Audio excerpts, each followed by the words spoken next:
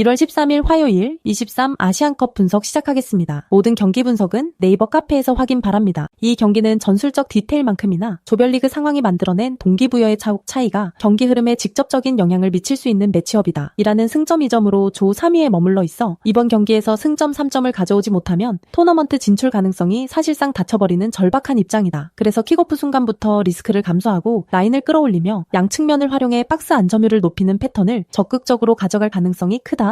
경기가 진행될수록 이라는 페널티 박스 근처에 공격 자원들을 계속해서 밀집시키는 경향을 보이고 그 과정에서 간디푸르는 뒷공간과 하프 스페이스를 오가며 마무리 지점에 자주 얼굴을 내밀 것이다. 호세인 에자드는 측면 깊숙한 지역까지 파고든 뒤 컷백을 선택하는 장면이 자주 연출되기 때문에 레바논 수비 라인은 골문 앞과 컷백 지점을 동시에 케어해야 하는 부담을 떠안게 된다. 이때 레바논이 박스 안 숫자를 맞추려고 안쪽으로만 쏠리면 페널티 박스 측면 하프 스페이스에 공간이 생기고 그 지점을 라티피 파르가 타이밍을 맞춰 침투에 들어가면 완전히 열려있는 슈팅각이 만들어질 수 있다. 실제로 이란의 공격 구조는 이런 컷백과 세컨드 라인 침투가 반복될수록 골문 앞에서 마무리만 남겨둔 결정적인 무인지경 상황이 누적되는 방향으로 설계되어 있다고 볼 수 있다. 반대로 레바논은 이미 2패로 탈락이 확정된 상태라 경기 내내 몸을 던져가며 라인을 지킬 이유가 많이 줄어든 상황이다. 초반에는 조직적인 수비 블록을 유지하려만 하겠지만 시간이 흐를수록 반드시 막아야 한다는 절박함보다 부상 없이 마무리하자는 심리가 조금씩 스며들 가능성을 무시하기 어렵다. 이런 온도차는 세밀한 수비 타이밍에서 그대로 드러나게 되고 컷백 상황에서의 반응 속도나 세컨드 슈팅 차단 움직임이 한 박자씩 늦어지는 장면으로 이어질 수 있다. 또한 레바논이 역습을 노리고 라인을 한두 번 올렸다가 볼을 잃으면 곧바로 이란의 측면 전개와 빠른 재진입에 당하면서 수비 전환 조직이 흔들리는 패턴이 반복될 여지도 크다. 결국 경기 전체 그림을 길게 놓고 보면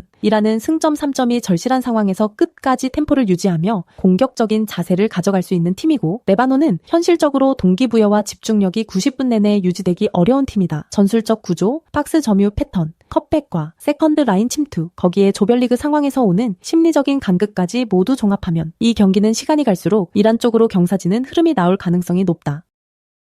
두 팀은 승점 4점으로 나란히 조 상단에 올라 있지만 이번 경기 결과에 따라 3위 이란이 치고 올라올 변수까지 존재하기 때문에 긴장을 늦출 수 없는 한판이다. 우즈베키스탄은 4-3-3 라인을 전진시키며 초반부터 사이도프와 바흐로모프를 활용해 측면과 중앙을 동시에 공략하려 할 가능성이 높다. 대한민국은 라인을 과도하게 내리지 않는 중블록을 기반으로 상대 빌드업을 유도한 뒤 전환 타이밍에 강성진과 김태원을 활용해 뒷공간을 찌르는 패턴을 준비하고 있다. 초반에는 우즈베키스탄이 점유율에서 약간 우위를 가져갈 수 있지만 빌드업 과정에서 중원 간격이 벌어지는 순간마다 대한민국의 전환 압박과 역습이 살아날 여지가 충분하다. 시간이 지날수록 우즈베키스탄 풀백이 높게 전진하는 구간이 길어지고 하프 스페이스 뒤쪽과 측면 뒷공간이 동시에 노출되는 장면이 늘어날 공산이 크다. 이 타이밍에서 강성진이 터치라인을 따라 내려가다가 안쪽으로 꺾어 들어가며 수비를 끌어내고 김동진이 세컨드 라인에서 하프 스페이스로 타이밍 침투를 가져가면 박스 근처에서 수적 우위가 한 번에 형성될 수 있다. 우즈베키스탄 골키퍼와 수비 라인이 동시에 중심을 잡지 못하고 흔들리는 순간 세컨드 볼이 박스 안에서 대한민국 쪽으로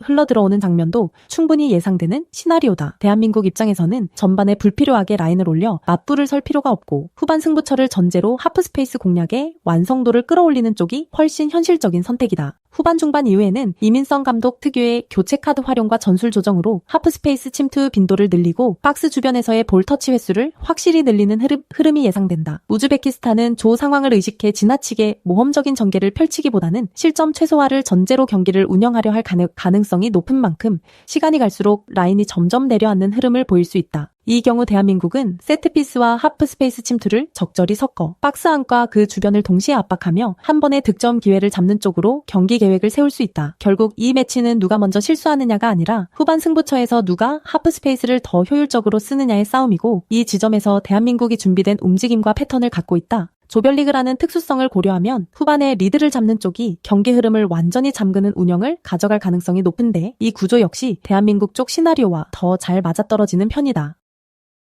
이 경기는 단순한 순위 싸움이 아니라 박스 주변에서 세컨드 라인이 얼마나 치밀하게 움직이느냐가 승부를 좌우하는 매치업이다. 일본은 이미 2경기 연승으로 흐름을 타고 있고 전체적인 전술 짜임새와 세컨드볼 대처에서 확실한 패턴을 보여주고 있다. 전방에서는 누아디케가 상대 센터백과 부딪히며 1차 경합을 책임지고 측면에서는 요코야마가 크로스와 컷백을 번갈아 사용하며 박스 안으로 다양한 유형의 볼을 공급한다. 그 결과 문전 앞에서는 항상 흘러나오는 세컨드볼을 노릴 수 있는 장면이 자연스럽게 만들어지고 이 지점을 노려 세컨드 라인에서 이시와타리가 하프 스페이스로 파고드는 장면이 이어진다. 이시와타리는 박스 바로 앞에서 몸 방향을 열어두고 수비가 걷어낸 볼이 자신 쪽으로 튀어나오는 순간을 놓치지 않고 인스텝 중거리 슈팅으로 연결하는 데 강점을 가진다. 카타르는 이런 유형의 세컨드볼 수비에 취약한 구조를 가지고 있다가 크로스를 한번 걷어낸 뒤 라인 정렬을 하는 과정에서 박스 앞을 비워두는 장면이 자주 나온다. 더블 볼란치가 박스 안으로 너무 깊게 빨려 들어가면 박스 바깥 하프 스페이스에는 상대 세컨드 라인의 슈팅 각이 그대로 열리는 장면이 반복된다. 일본 입장에서는 굳이 무리해서 중앙을 뚫기보다 측면에서 요코야마의 크로스를 통해 박스 안에서 1차 경합을 유도하고 그 다음 장면에서 이시와타리의 세컨드 슈팅을 노리는 패턴만 반복해도 충분히 득점 기대값을 쌓을 수 있는 경기다. 카타르는 2경기 연패로 인해 승점이 절실한 상황이라 일정 시점 이후에는 라인을 끌어올리며 승부수를 던져야 하는 입장이다. 이 순간부터는 오히려 일본이 중원에서 볼을 탈취한 뒤 요코야마와 이시와타리가 측면과 하프 스페이스를 번갈아 파고들며 전환 속도를 높일 수 있는 구도가 열린다. 그래서 경기 초반에는 일본이 점유와 세컨드볼 장악으로 흐름을 가져가고 중반 이후에는 카타르가 위험을 감수하며 라인을 올리는 장면이 나오겠지만 그 과정에서 생기는 뒷공간과 박스 앞 공백은 오히려 일본에게 더 많은 기회를 제공할 가능성이 크다. 일본은 이미 승점 6점을 쌓은 상황에서도 경기 집중력을 유지하고 있고 후반에 들어서도 세컨드볼을 향한 움직임과 중거리 슈팅 시도 횟수를 줄이지 않는 팀 컬러를 보여주고 있다. 카타르는 전술적으로도 심리적으로도 쫓기는 입장이라 실점을 허용한 뒤 라인 컨트롤이 더 흔들릴 수 있고 이때 일본의 세컨드 라인 침투는 한층 더 위협적으로 보일 수밖에 없다.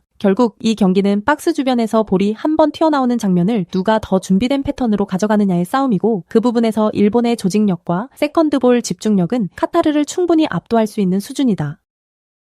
이 경기는 전형적인 이겨야 하는 팀 vs 비기기만 해도 되는 팀의 구조에서 출발한다. 시리아는 승점 3점이 필요하기 때문에 전반부터 라인을 올리고 마흐무드 알 아스와드와 아나스 알 다한을 중심으로 공격 템포를 끌어올릴 공산이 크다. 반면 UAE는 승점과 골득실에서 앞서 있기 때문에 무리하게 라인을 올릴 이유가 없고 5-4-1 블록을 유지하면서 상대의 실수를 기다리는 쪽에 더 가깝다. 그래서 경기 초반 흐름은 자연스럽게 시리아의 점유와 전진 패스, UAE의 블록 수비와 역습 시도라는 구도로 흘러갈 가능성이 높다. UAE 입장에서는 마예드 사이드와 하젠 모하마드가 중원에서 버텨주고 수비 앞에서 패스키를 끊어내는 순간마다 이사 칼판을 향한 직선적인 전진 패스를 선택하는 그림이 이상적이다. 시리아가 공격 숫자를 늘리기 위해 풀백까지 전진시키는 순간 측면과 센터백 사이 뒷공간은 이사 칼판이 파고들기에 최적의 환경이 된다. 이사칼파는 발 빠르고 공간을 읽는 능력이 좋아 한두 번만 타이밍이 맞으면 골키퍼와 1대1 상황을 만들어낼 수 있는 유형이라 이 매치업에서는 상대 전술과 정확히 맞물린다. 시리아는 마흐무드 알 아스와드의 패스와 아나스 알 다한의 돌파, 지오반니가 아니라 지공 상황에서의 크로스까지 동원해 UAE의 촘촘한 블록을 흔들려 하겠지만 박스 안에서의 결정력과 세컨볼 회수에서 막히면 역습 리스크만 커진다. 특히 시간이 지나지면서 득점이 나오지 않을수록 시리아는 더 많은 인원을 전방에 배치할 수밖에 없고 그때마다 UAE의 역습 성공률은 서서히 올라갈 것이다. UAE는 굳이 라인을 끌어올리지 않고도 수비 조직과 역습 루트를 유지하는 것만으로도 경기 흐름을 자신들에게 유리하게 끌고 갈 수 있는 입장이다. 때문에 이 경기는 시리아가 볼을 더 많이 가지고 더 많이 슈팅을 시도하더라도 가장 날카로운 찬스는 오히려 UAE의 뒷공간 침투에서 나오는 그림이 충분히 가능하다. 심리적으로도 시리아는 반드시 이겨야 한다는 압박을 안고 뛰어야 하고 UAE는 비겨도 된다는 여유 속에서 카운터 한 방을 노릴 수 있다는 점에서 부담의 무게가 다르다. 그래서 후반으로 갈수록 시리아는 라인을 더 올리면서 위험을 감수해야 하고 UAE는 체력과 집중력을 관리하면서 한 번의 역습으로 승부를 끝낼 타이밍을 노리게 된다. 종합하면 전술 구조와 상황, 심리까지 모두 감안했을 때 이 경기는 시리아가 공격적으로 나설수록 UAE의 역습 성공 가능성이 점점 더 높아지는 구도라고 볼 수 있다.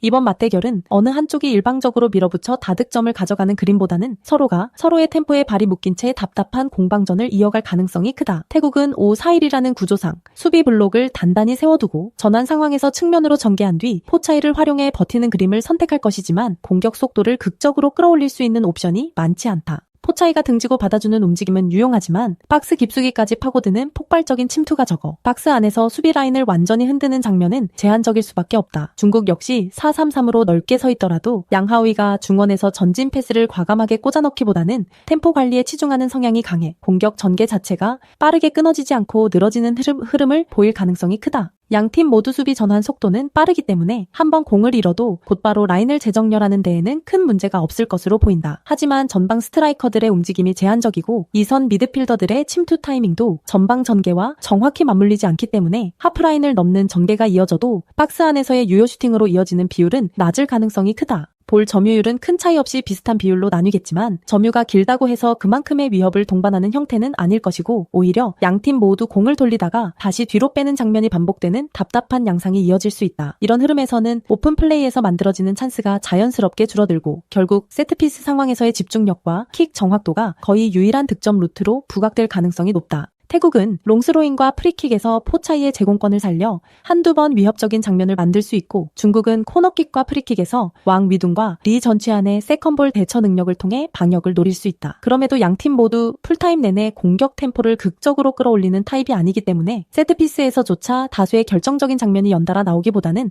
득점 여부와 관계없이 경기 흐름은 다시 원점으로 돌아가는 패턴이 반복될 수 있다. 결국 이 경기는 수비 전환과 블록 유지에서는 서로 큰 차이를 보이지 않으면서도 공격 전개와 찬스 전환 효율에서는 둘 다 날카로움이 떨어지는 매치업으로 보는 편이 자연스럽다. 한쪽이 주도권을 완전히 틀어쥐고 상대를 일방적으로 밀어붙이는 그림보다는 양쪽 모두 실점을 먼저 하지 않겠다는 심리가 강하게 작용해 라인을 무리하게 올리지 않는 신중한 운영을 선택할 가능성이 크다. 시간이 흐를수록 체력 저하로 간격이 느슨해질 수는 있겠지만 그마저도 양 팀의 전개 속도가 지나치게 빠르지 않아 대량 득점으로 터질 가능성은 크지 않아 보인다. 종합해보면 세트피스 외에는 확실한 득점 루트를 만들기 어려운 경기 흐름이 예상되고 풀타임 기준으로는 서로를 완전히 제압하지 못한 채 균형이 끝까지 이어질 가능성이 이번 매치는 단순히 오픈 플레이에서의 점유율 싸움보다는 세트피스 한 방과 하이볼 경합에서 누가 더 높은 완성도를 보여주느냐가 핵심 변수가 될 가능성이 크다. 이라크는 5-3-2-5백을 앞세워 박스 안에서 수적 우위를 만들고 낮은 라인으로 버티면서 역습 타이밍을 노리는 전략을 들고 나올 가능성이 높다. 모하메드 자밀이 중원 앞을 넓게 커버하며 1선과 2선 사이 공간을 막아주고 알리 사데크가 박스 안에서 제공권을 책임지는 구조라 기본적인 수비 블록은 견고하게 형성될 것이다. 하지만 볼을 뺏은 이후 전환 속도가 느려지면 아이맨 루아이의 측면 돌파도 출발선이 너무 깊어지고 전방 투톱까지 볼이 전달되기 전에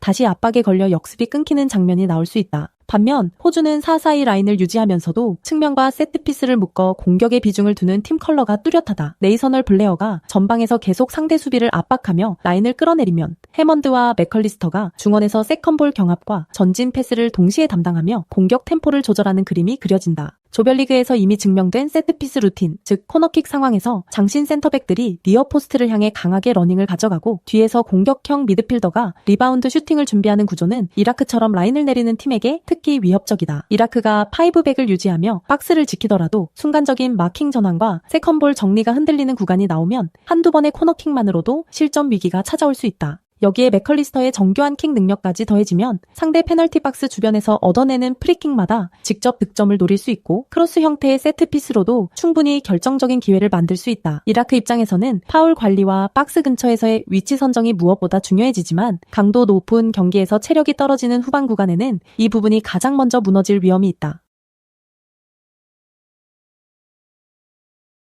그래서 이 경기는 시간이 지날수록 호주의 세트피스 루틴과 맥컬리스터의 킥 퀄리티가 전면에 부각될 가능성이 크고 이라크가 버티는 시간을 얼마나 길게 가져가느냐가 승부의 세부 포인트가 될 것이다. 전반에는 이라크의 5백이 어느 정도 버티더라도 후반으로 넘어가며 라인 간격과 세컨볼 경쟁에서 미세한 차이가 벌어지면 호주의 세트피스와 하이볼 공략이 경기 흐름을 자기 쪽으로 네이버 카페에 오시면 전 경기 분석글 확인하실 수 있습니다. 구독, 좋아요 누르시고 보다 빠르게 분석글 받아보시기 바랍니다. 감사합니다.